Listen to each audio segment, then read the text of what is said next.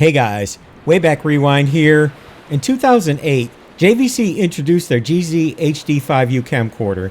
This was their example of a tapeless hard drive based camcorder. It could also record to MicroSD HD cards, even though they were too small to be used by themselves. And it could record in full HD 1920 by 1080. Today I'm going to bring you the story of JVC's HD hard drive camcorder. Coming up next, here on Wayback Rewind.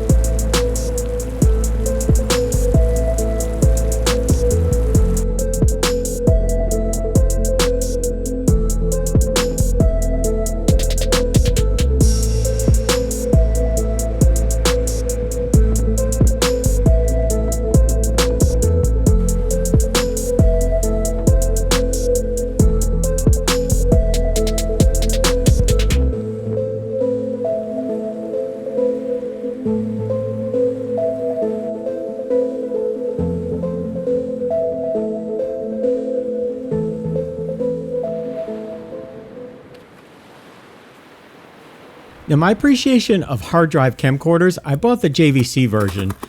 I normally like to buy a camcorder that's the first of its kind, or the last of its kind, or has some unique special feature. But I admit that I bought the JVC primarily because it was shiny. Now, aside from the shiny chrome finish on this camcorder, it does have some nice features. It's a 3-chip CCD with a 60 gigabyte internal hard drive. They can record up to 5 hours in 1920 by 1080i. It brags of a 1080 60p output, which I'll talk about more in a minute, but it has a 10x optical zoom and a 200x digital zoom.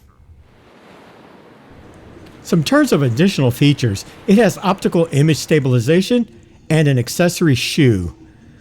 The microSD card slot is rather unique on a camcorder of this type. I've never seen another camera with a microSD card slot, but it limits you to only SP video of 1440 by 1080i, which is a little disappointing. It also has a full-size HDMI, but the 1080p, which is advertised, only comes out on the HDMI. It also has a component video. The mic in jack is very helpful if you want to put a microphone into that accessory shoe, and also very unique is having a DV connector on a tapeless camcorder, but it only works with the 1440 constant bit rate. The screen is a 2.8 inch widescreen LCD. So now I'm going to power it up for the first time here. This is the only camera I see every single time it asks you if you want to be in manual or auto mode, which is rather annoying. I'm recording here for the first time, and it's recording. And everything seems to be just fine. The recording format of this camcorder was a major problem back in the day. Aside from the fact that it advertises 1080p, and that's only output on the HDMI, not how it's actually recorded, it also advertises the 1920 full HD, but that's only on the hard drive and not on the micro SD card. But it doesn't stop there. It records in a very strange implementation of MPEG, known as MPEG-2 Transport stream, and also saves the files as a .tod file.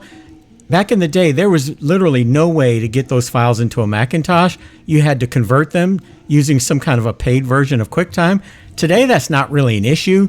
Today, virtually any software can play those .tod files as just a normal MPEG, but back then, it was a real problem. But today, I can just play those in VLC. It's no big deal. I can drop it into my editor, and it's no problem. But back in the day, there were no third-party softwares that could play those .tod files.